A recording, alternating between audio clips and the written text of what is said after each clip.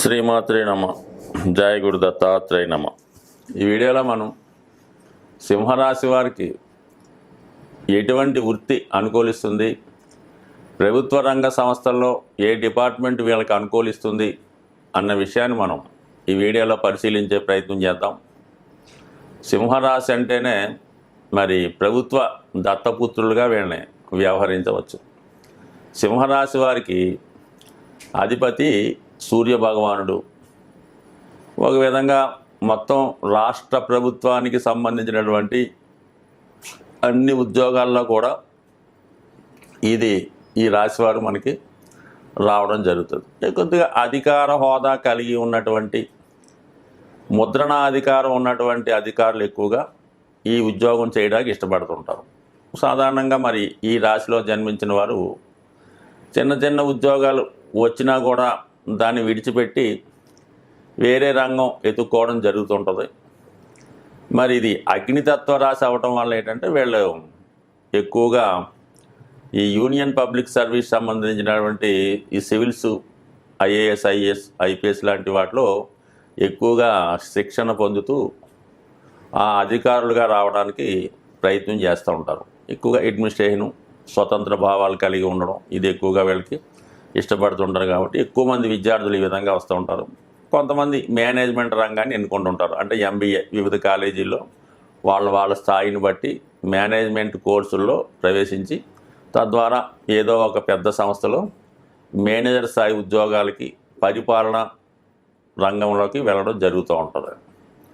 మరి ఎక్కువగా politics first నుంచి కూడా ఎక్కువగా ఈ సింహరాశి, ఈ సింహలగ్నానికి సంబంధించిన వాళ్ళే మరి దేశాన్ని, రాష్ట్రాన్ని పరిపాలించేవాళ్ళు ఈ రాశివారు, లేదంటే ఈ లగ్నం వారు, లేదంటే ఈ లగ్నంలో ఎక్కువగా గ్రహాలు ఉన్నవాళ్ళు, దశమాధిపతి లగ్నంలో ఉన్న, రవి బలవంతుడై ఉన్న, ఈ విధంగా శని బలవంతుడై ఉన్న వీళ్ళు ప్రజాసేవ, రాజకీయ రంగం, ఈ సంఘ సంస్కర్తలుగా, దేశానికి ప్రజలకి ఏదో అందించే వ్యక్తులుగా, కొంతమంది చాలా నిస్వార్థంగా కూడా సేవ చేస్తూ ఉంటారు. అంటే కొంతమంది ప్రతిఫలం ఆశించకుండానే ఏదో ఒక పార్టీని స్థాపించో, లేదంటే ఒక బాగా సాంప్రదాయంగా ఉన్నటువంటి పార్టీలో జాయిన్ అయ్యి వాళ్ళకి తోచిన విధంగా జనాన్ని మోటివేట్ చేస్తూ వాళ్ళ యొక్క భావాల్ని, వాళ్ళ యొక్క ఇష్టాన్ని ప్రజలకి చేసే విధంగా వాళ్ళకి చెప్తూ ఉంటారు. బట్ ఏదైనా రాజకీయ రంగం అన్నది వీళ్ళకి బాగా కలిసి వచ్చేది. దాని తర్వాత ఏంటంటే మరి స్వతంత్ర వృత్తులు ఉన్నటువంటి వాళ్ళు, అంటే ఇక్కడ సింహరాశి అగ్నితత్వ రాశి కాబట్టి హృదయానికి ఇది ఎక్కువగా హార్ట్ సంబంధించిన భాగాన్ని చెప్తూ ఉంటుంది అన్నమాట. దానికని ఎక్కువగా ఈ గుండె వ్యాధులకు సంబంధించినటువంటి వైద్యులు, హార్ట్ స్పెషలిస్ట్ అంతా కూడా ఈ సింహరాశిలోనే ఉంటారు. అలాగే మరి ఇక్కడ ఈ వెన్నుపూస, నడువు నొప్పి, ఎక్కువ ఈ వ్యాధులు అంటే స్టమక్ సంబంధించినవి కూడా వీటిలో ఎక్కువగా వైద్యులుగా రాణించగలుగుతూ ఉంటారు. అంటే ఏదైనా ఈ స్వతంత్ర వృత్తి కాబట్టి వైద్య వృత్తిలో ఎక్కువగా హార్టు, వెన్నుపూస సంబంధించింది, స్టమక్ సంబంధించిన దాంట్లో ఎక్కువగా వైద్య రంగంలో రాణించగలుగుతూ ఉంటారు. దాని తర్వాత ముఖ్యంగా ఇంజనీర్లు, చార్టెడ్ అకౌంట్, అంటే ఎప్పుడు కూడా వీళ్ళకి వీళ్ళే బాసు, వీళ్ళకి వీళ్ళే నాయకుడు, వీళ్ళని శాసించేవాడు ఒకడు ఉండకూడదు, వీళ్ళని అడ్డుకునేవాడు ఉండకూడదు. వీళ్ళు ఇష్టంగా స్వతంత్రంగా సేవ చేసే ప్రయత్నం చేస్తూ ఉంటారు అన్నమాట. అంటే అవసరమైతే రోజుకి 18 గంటలు పనిచేస్తారు, లేదనుకుంటే రెస్ట్ తీసుకుంటారు. కొంత అహంభావాన్ని కలిగి ఉంటారు, కొంత గర్వాన్ని కలిగి ఉంటారు అన్నమాట. సో అందువల్ల ఎక్కువగా వీళ్ళు ఈ రంగాల్లో రాణించగలుగుతుంటారు. ఎక్కడ ఉద్యోగం చేసినా కూడా అక్కడ ఇమడలేకపోతుంటారు. ప్రభుత్వ ఉద్యోగం అయితే ఓకే, కొంతవరకు అందులో నెగ్గు రాగలుగుతూ ఉంటారు. కానీ ఎప్పుడూ కూడా స్వతంత్ర వృత్తినే వీళ్ళు ఎన్నుకోవడం జరుగుతూ ఉంటుంది. దాని తర్వాత ఏంటంటే మరి ఈ రాశిలో ఉన్నటువంటి నక్షత్రాలు మనం పరిశీలిస్తే ముఖ్యంగా మఖా నక్షత్రం, ఎక్కువగా మఖా నక్షత్రమే సింహరాశిని డామినేట్ చేస్తుంటుంది. ఆ నక్షత్రానికి గుర్తు సింబల్ ఏంటంటే ఒక రాజసింహాసనం, అంటే ఒక రాజ దర్బార్ లాంటిది అనమాట. రాజుగారు ఒక నలుగురు కూర్చుని ఒక దర్బార్ లాంటి గది ఉంటుంది. దానికి కారణం వల్ల వీళ్ళు ఎక్కువగా అధికారాన్ని కోరుకుంటూ ఉంటారు, ఈ గౌరవాన్ని కోరుకుంటూ ఉంటారు. అంటే గౌరవం ఇచ్చి గౌరవం పుచ్చుకుంటూ ఉంటారు అన్నమాట. ఈ విధంగా ఎక్కువ వాళ్ళు గుర్తింపు, గౌరవం కోరుకుంటూ ఉంటారు. ముఖ్యంగా ఏంటంటే దీనికి అధిదేవతగా పితృదేవతలు ఉంటారు. అంటే మన పూర్వీకులు, పెద్దలు, పితృదేవతలు ఈ నక్షత్రానికి అధిదేవతలుగా ఉండడం వల్ల వారి యొక్క లక్షణాలు ఈ నక్షత్రంలో జన్మించిన వారికి, ఈ రాశిలో జన్మించిన వారికి ఎక్కువగా ఉండడం జరుగుతూ ఉంటుంది. సో ఆ కారణం వల్ల ఏంటి, పెద్దవాళ్ళు మీ పూర్వీకులు ఏదైతే వాళ్ళ పూర్వీకులు ఏ వృత్తిలో ఉంటారో అది వారసత్వంగా తీసుకొని అదే వృత్తిలో ప్రవేశించడం అనూహ్యంగా జరుగుతుంటుంది అన్నమాట. ఎక్కడికి వెళ్ళినా చివరికి మళ్ళా అదే వృత్తిలోకి వచ్చి దాన్ని కంటిన్యూ చేయడం జరుగుతూ ఉంటుంది. సో ఉదాహరణకి ఒకసారి మనం పరిశీలిస్తే ఈ రాజీవ్ గాంధీ గారు కూడా ఈ నక్షత్రం ఈ సింహరాశిలోనే ఎక్కువ గ్రహాలు ఉండగా జన్మించడం జరిగింది. ఆయనకి ఈ పాలిటిక్స్ అన్నది ఇష్టమే లేదు. ఆయన ఎక్కడో ఇటలీలోనో ఎక్కడో ఈ విమాన పైలట్గా జాబ్ చేసుకుంటూ ఆయన వివాహం చేసుకుంటూ అక్కడ సెటిల్ అవుదాం అనుకున్నాడు. కానీ అనూహ్యంగా మరి విధి విశాత్తు మళ్ళీ పాలిటిక్స్లోకి రావడం, మరి ప్రధానమంత్రిగా ఆ పెద్దవాళ్ళ యొక్క వారసత్వాన్ని రావడం, ఈ వారసత్వంగా అనుకోకుండా రావడం జరుగుతుంది. అంటే ఎక్కడున్నా సరే వీళ్ళని ఆ పెద్దవాళ్ళు చేసినటువంటి వృత్తిలోకి వారసత్వంగా అది తాతలు అవ్వచ్చు, ముత్తాతలు అవ్వచ్చు, ఖచ్చితంగా లాక్కోవడం జరుగుతూ ఉంటుంది. సో ఎంతోమంది ఉన్నా కూడా ఈ జూనియర్ ఎన్టీఆర్ గారు కూడా సుమారుగా మనకి సింహరాశిలోనే జన్మించడం ఈ నక్షత్రం ఇన్ఫ్లుయెన్స్ వల్ల మరి ఎవరికి రాని వారసత్వం ఆ సినిమా ఫీల్డ్లో ఆయనకి ఆ విధంగా రావడం జరుగుతూ ఉంటుంది. అంటే కంపల్సరిగా ఆ గుర్తింపు, ఆ రాజసం ఇవన్నీ కూడా ఆ జాతకుడికి వారసత్వంగా రావడం జరుగుతూ ఉంటుంది. కాబట్టి పూర్వీకులు చేసే వృత్తిలోకి, వాళ్ళు పెద్దవాళ్ళు చేసే వృత్తిలోకి అది కాలానుగుణంగా డెవలప్ అవుతూ ఉంటుంది. డెవలప్ అయిన కొద్దీ ఆ రంగంలో రాణించగలుగుతూ ఉంటారు అన్నమాట.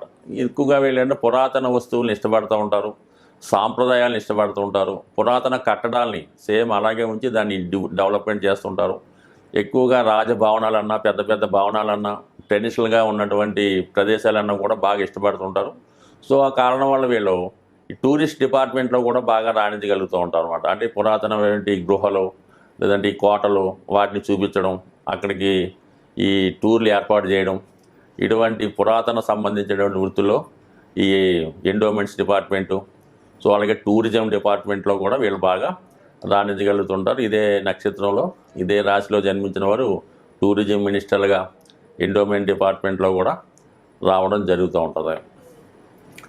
ఇక పుబ్బా నక్షత్రం, ఈ పుబ్బా నక్షత్రానికి శుక్రుడు అధిదేవతగా ఉండడం, ఇది పూర్తిగా మరి ధనానికి సంబంధించిన విషయాల్లో బాగా ఎక్కువ ఉంటారు. కాబట్టి వీళ్ళు ఎక్కువగా బ్యాంకింగ్ రంగం, ఫైనాన్స్ రంగంలో ఉంటారు. మరి అలాగే ఎక్కువగా సినిమా రంగంలో డైరెక్టర్లుగా బాగా రాణించగలుగుతూ ఉంటారు అన్నమాట. ఏ స్థాయిలో ఉన్నా కూడా ఒక పెద్ద డైరెక్టర్గాను, అడ్మినిస్ట్రేటర్గాను, అంటే మొత్తం ఆ చిత్ర పరిశ్రమలో టాప్ ర్యాంక్లో ఉండే అవకాశాలు ఎక్కువగా ఉంటాయి. వీళ్ళు ఏదో ఒక కళలో, ఏదో ఒక ఆర్ట్లో బాగా ప్రావీణ్యాన్ని కలిగి ఉంటారు అన్నమాట.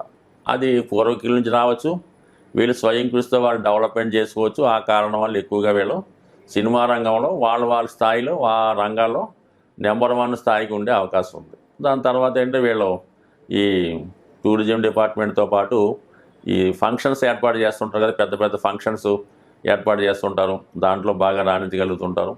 సో అలాగే ఈ వివాహ ప్లానర్స్, బాగా వివాహాన్ని బాగా ఖరీదైనటువంటి గొప్పవాళ్ళు ఈ మ్యారేజ్ని వెడ్డింగ్ ప్లానర్స్ అంటారు, ఆ వెడ్డింగ్ ప్లానర్స్గా గాను, అలాగే ఈ పెళ్ళిళ్ళలో ఈ పూల మండపాలు అలంకరిస్తుంటారు, అందంగా అలంకరించే వాటిలోనూ ఉండే అవకాశం ఉంది. సో ఈ విధంగా ఈ రాశి వారు ఏంటంటే ఈ నక్షత్రంలో ఏదన్నా బాగా నైపుణ్యం కలిగి ఉంటారో, వీళ్ళు కూడా ఎక్కడైతే బాగా నైపుణ్యం ఉంటుందో, ఎవరైతే బాగా ఫేమస్ అయి ఉంటారో వాళ్ళనే ఇష్టపడుతూ ఉంటారు. ఒక స్కూల్లో జాయిన్ చేద్దామన్నా కూడా బాగా ఖరీదైంది ఎన్నుకుంటూ ఉంటారు. వీళ్ళ లైఫ్ స్టైల్ అంతా కూడా చాలా ఖరీదుగా ఉంటుంది కాబట్టి ఎక్కువగా 5 స్టార్ హోటల్స్ ఇలాంటి వాటిలో ఎక్కువగా ఇంట్రెస్ట్ కలుగుతుంటారు. అదే వ్యాపారాన్ని కూడా ఎన్నుకుంటుంటారు. వీళ్ళు వ్యాపారం చేసినా కూడా అది ఇండివిజువల్గా అథారిటేటివ్గా ఉండాలి తప్ప ఒకరిని రిక్వెస్ట్ చేసి బతిమాలి సంస్థలో ఉండరు. ఎప్పుడు కూడా వీళ్ళు కమాండింగ్ ఉన్నటువంటి వృత్తుల్లోనే ఉంటారు. దాంతో ఇంకా అంటే పూర్వ పాల్గొని, ఉత్తర పాల్గొని ఈ రెండు కూడా కామన్గా ఒకే రాశికి సంబంధించినవి.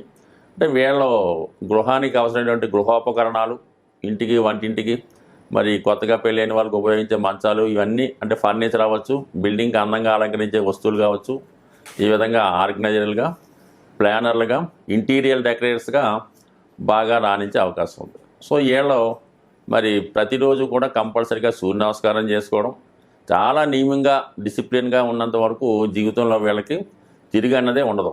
ఏమాత్రం అన్యాయంగా వెళ్ళినా, ఏమాత్రం అక్రమాలు చేసినా ఖచ్చితంగా వీళ్ళకి ఇబ్బంది ఉంటుంది. కాబట్టి ఇప్పుడు నిజాయితీగా ఉంటూ ముక్కుసూటిగా పోయినంతసేపు వీళ్ళు జీవితంలో బాగా రాణించగలిగే అవకాశం ఉంది. వీళ్ళు ప్రతిరోజు కూడా సూర్య నమస్కారం, ఆదిత్య హృదయ పారాయణ చేసుకోవడం వల్ల 100% అటు ఆరోగ్యంగాను, ఆనందంగాను, సంపదతో తొలతూగే అవకాశం ఉంటుంది. స్వస్తి.